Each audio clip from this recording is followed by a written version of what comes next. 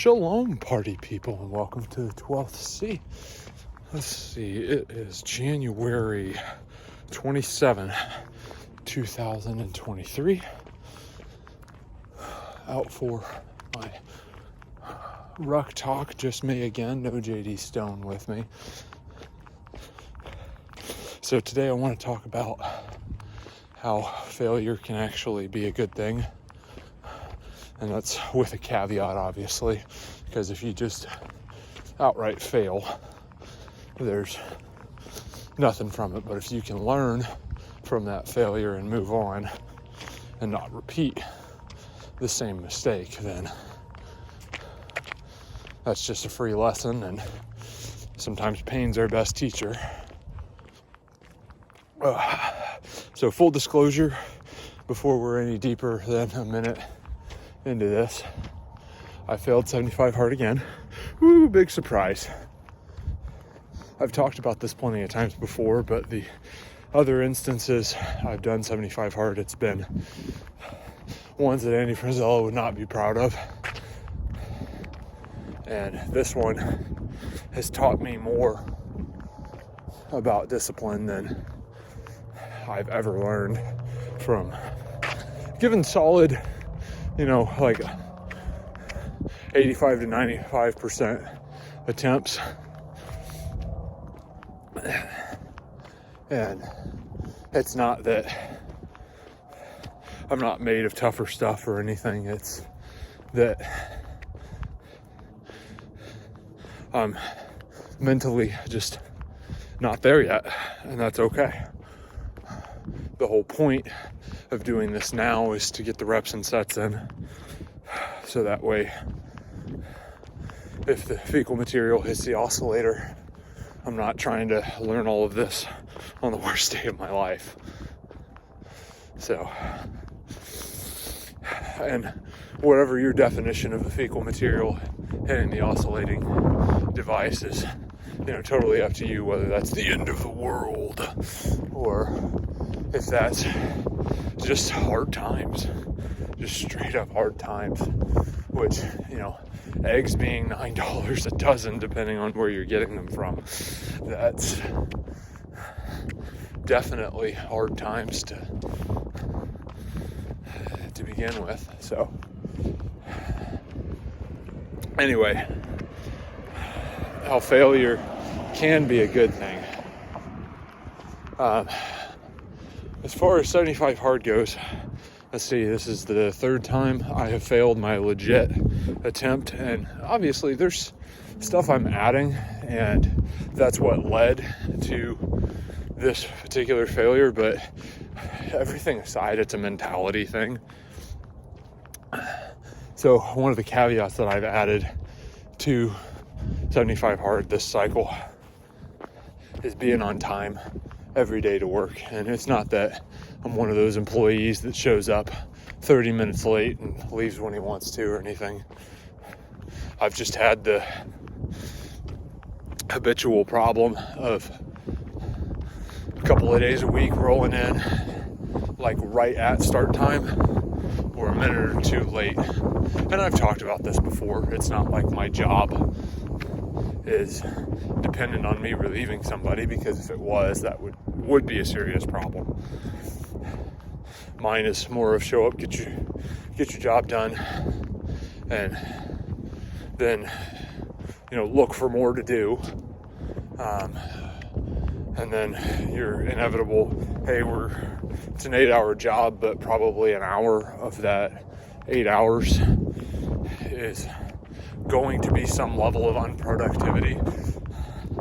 And that sounds awful, but they're conversations with coworkers who are either on the same pay grade as me or above, and they may seem like regular conversations, but they usually end up sparking an idea, and then that idea usually is a rabbit that gets chased, and sometimes that rabbit that gets chased leads to something that is quite innovative for what we're doing.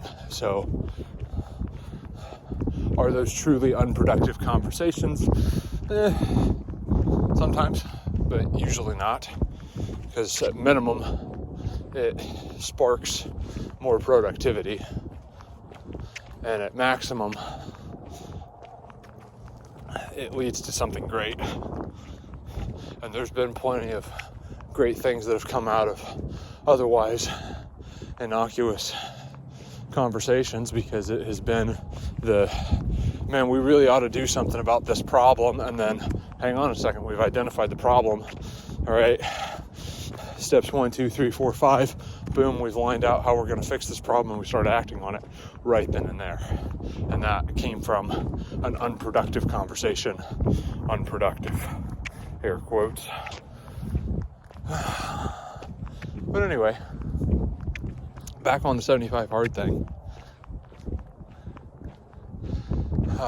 Third time failure in my legit everything, no holds bar attempt for 75 hard. I think what has been part of it, and I've brought this up, is the whole mentality. I've noticed myself beginning to slip in my portion control of my diet. And technically that's a failure, but I can't identify exactly what day that really started. But it's allowing a very small compromise, and then all of a sudden your mentality starts shifting.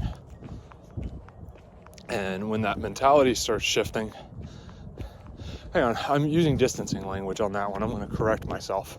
I've allowed a very small compromise in the portion control of my diet, and then that has caused a slight mentality shift in myself. And me allowing that mentality shift changes so much, because then it's okay, well,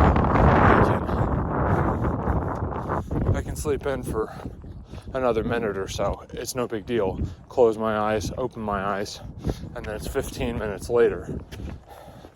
And there's nothing that's going to make that 45 minutes that's required for first workout any shorter. Now, I can choose to do that first workout inside. I can choose to do that second workout outside. But the way I've pretty well structured my workouts is, excuse me for the burp. And one more. The way I've pretty well structured my workouts is the morning one is pretty well going to be the outside one for the most part. So, take that for whatever it's worth. But like I said, sleep in for just a second longer that turns into 15 minutes of oversleeping. And I still got to put in 45 minutes outside. And then, regardless of how cold it is, I'm still sweaty, so I need a shower.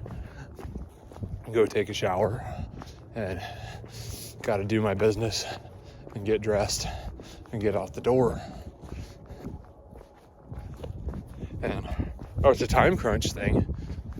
Get caught in traffic, end up a couple of minutes late, when the obvious solution to all of this is wake up earlier and then don't end up a few minutes late to work.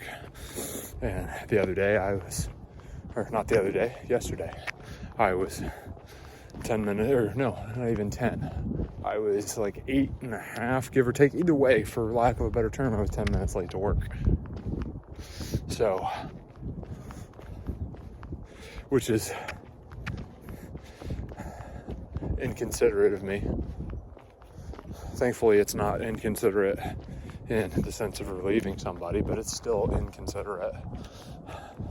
Now, I've said this before, and I'm not trying to give excuses.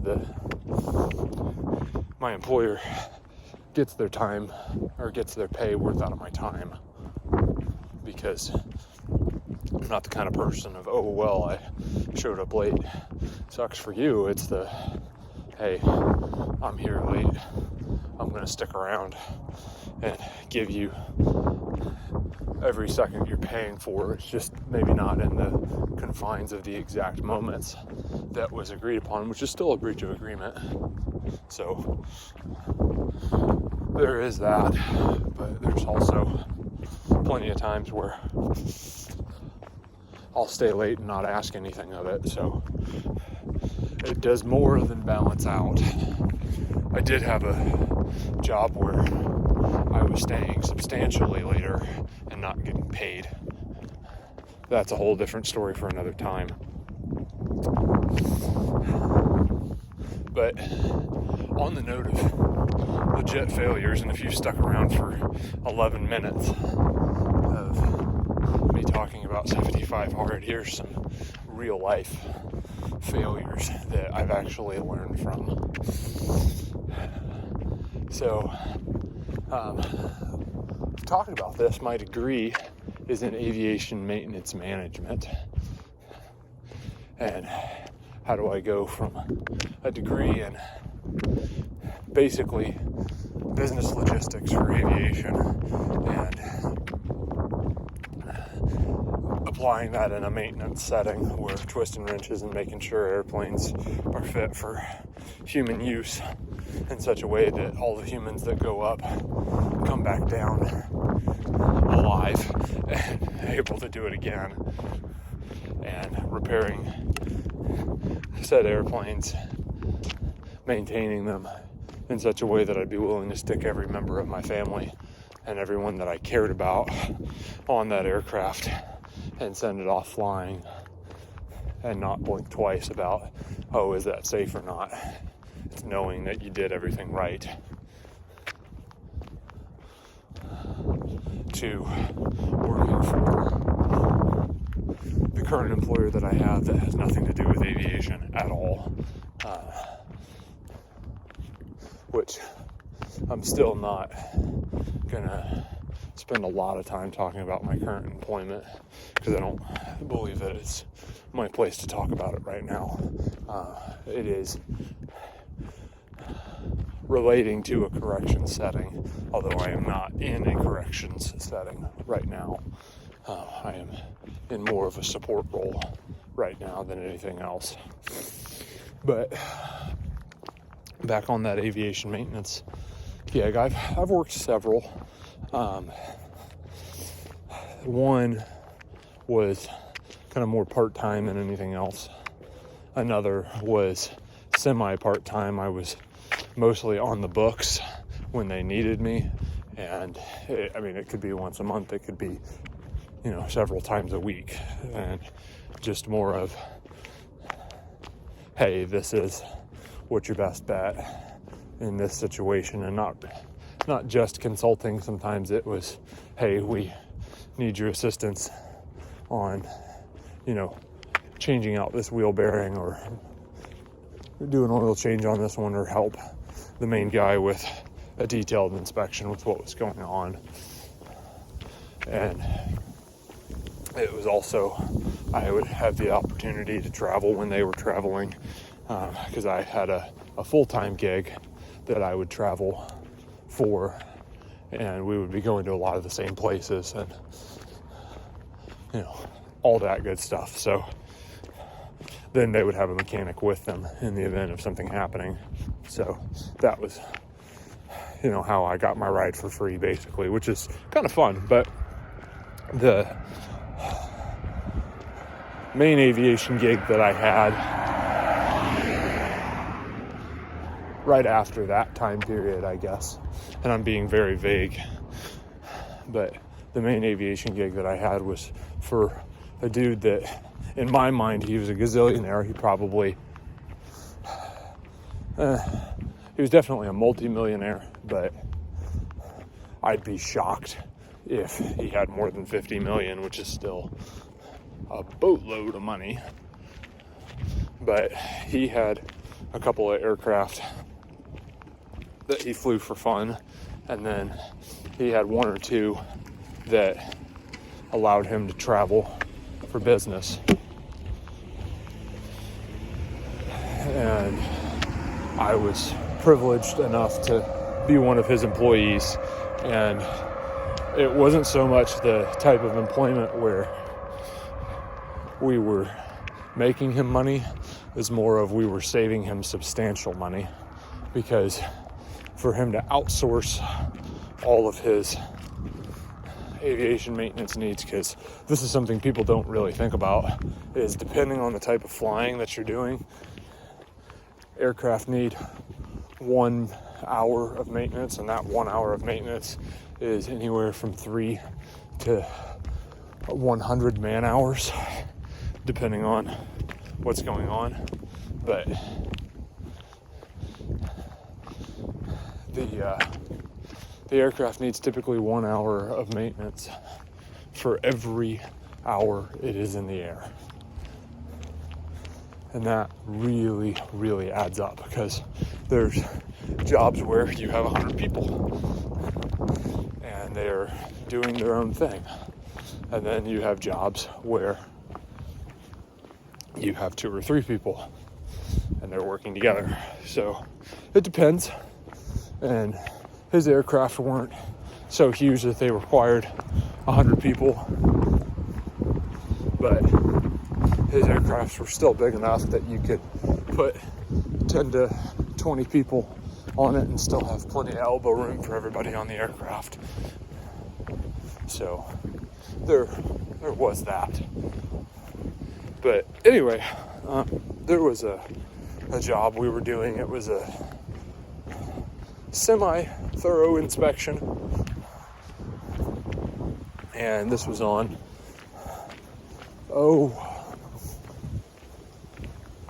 I'm trying to recall the exact model. I know it was a Falcon, the Dassault Falcon, and I'm losing my mind on exactly what model it was, but we had to go in and pull all of the interior out of the aircraft, pull all the panels off on the outside, and do a relatively thorough inspection of the airframe. And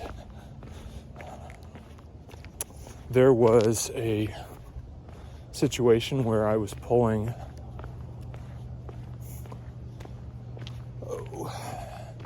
the emergency exit off, and there was a panel that I had to remove on that emergency exit, just to the right of it from my perspective. It was just forward on the aircraft's perspective, and one of the fasteners that held the panel in place was stripped, and it was basically a little apparatus that was riveted into the pressure vessel of the airframe, and that pure fastener would just spin and spin and spin.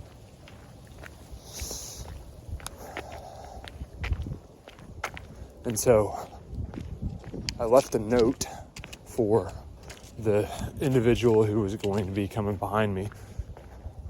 And mind you, this aircraft had to be buttoned up and back in the sky by Tuesday. And this was like Thursday afternoon. And I left a note for the next guy who was coming in, because he'd come in substantially earlier than me, and I was on 5/8, but he was on 4/10, and he wouldn't be until Monday. And it was already planned that we weren't going to be working on this on Friday, which was a good thing. So it's not like it was, hey, this isn't going to get touched for a while. It was already scheduled that it wasn't going to get touched for a while. We were going to finish everything up on Monday, do our checks, and then it was going to be off on Tuesday. The note I left was just, hey, this is what's going on. I'd like you to take a look at this. Well, where the big deal is, because this is not a no big deal situation, but where the big deal was that I should have called him, because it had to do with the pressure vessel.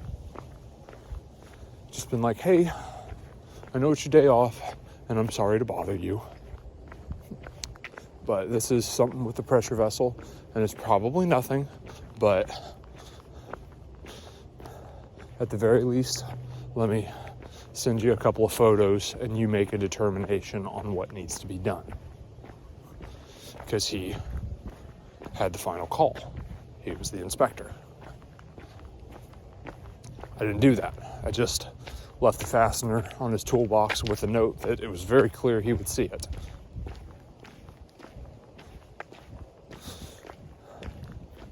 And he comes in on Friday for whatever reason, but was a good thing.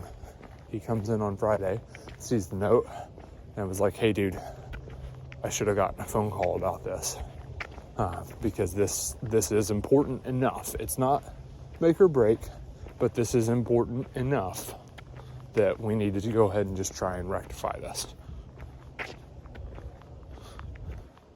So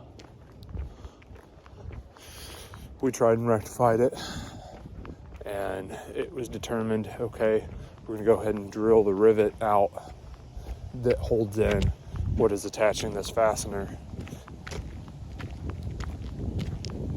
And once we drill this rivet out, we'll replace what's holding the fastener.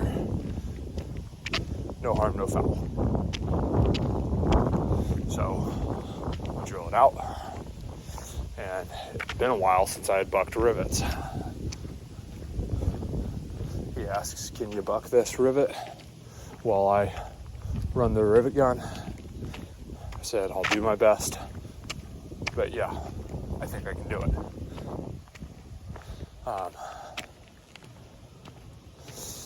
Tried, nope, not working, so we switch.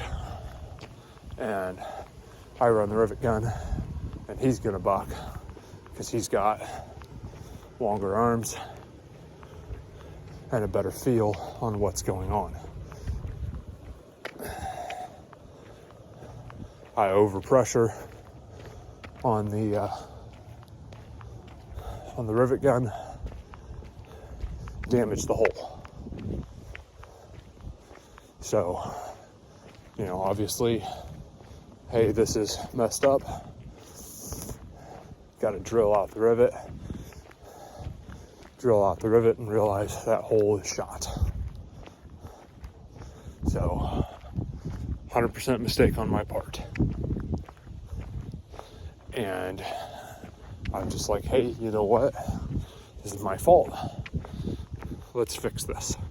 So into the situation, we bring in a guy who does work for the company, but he works on another project. Phenomenal sheet metal man. Has forgotten more about sheet metal than I could ever hope to learn. And he fixes the problem in about 2 seconds. Airplane gets buttoned up. It makes inspection time. Inspection passes. Aircraft takes off when it's scheduled to. The man hours that it took to get there were unplanned, but they were taken care of.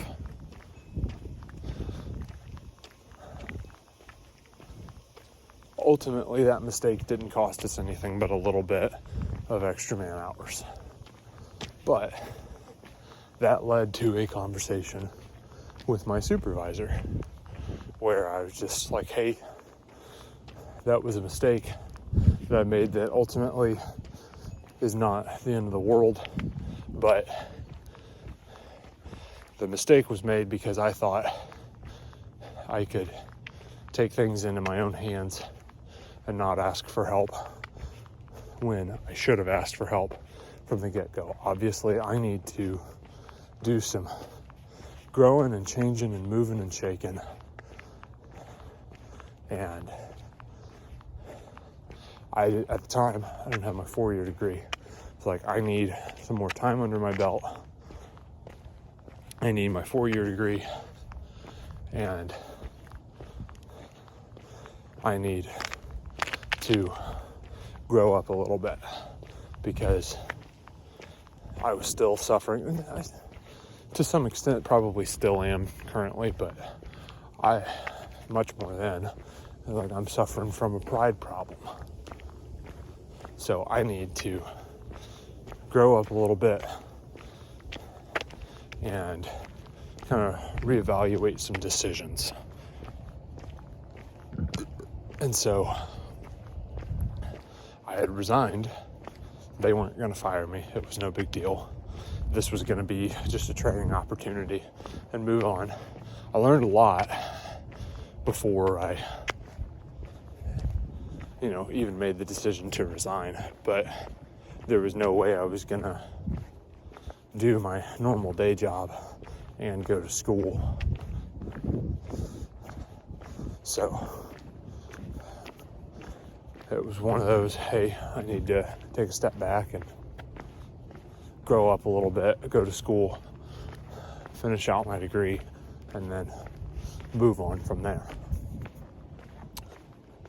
And packed up my toolbox, hit the road. That was something that, I had considered a failure.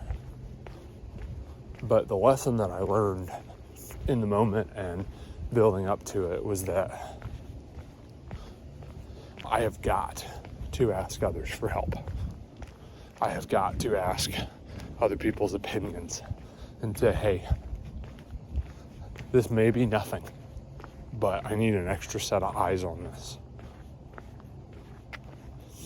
And that quote-unquote failure, which, like I said, at the end of the day was not that big of a deal because everything got fixed. But if things hadn't gotten fixed and it had just been truly concealed, it could have been horrible. I knew enough to not conceal anything, but the mistake had been in not making a phone call, and then also in thinking that I had the pride and the wherewithal of, I can do this, and not asking for help. So, double mistake in that. There is no shame in being in trouble and asking for help, because there are some experts out there that, they may give you a hard time for about 3 seconds, but admitting that you can't do something at the moment and that you're willing to learn, they may show you a thing or two. So that failure, quote unquote, may not be a real failure if you're willing to learn from that mistake.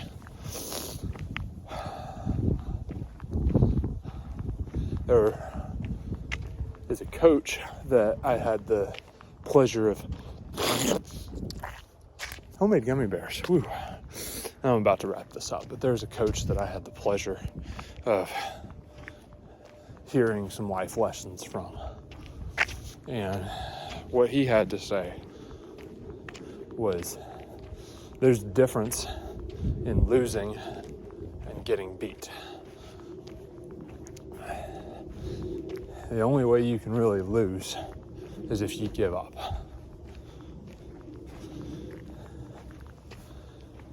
But if you did your part, you did everything you were supposed to do, your team did everything they were supposed to do, and you still didn't come out on top, you just got beat. Well, that failure that I was just talking about, I didn't do everything on my part, so that was a loss. But that was a loss that was learned from. A loss that's learned from is at least not a true failure. It's still bad, but it's not awful. It's my opinion, at least. For what that's worth, everybody, thank you for listening to my rambles and my rock talk. Go do hard things.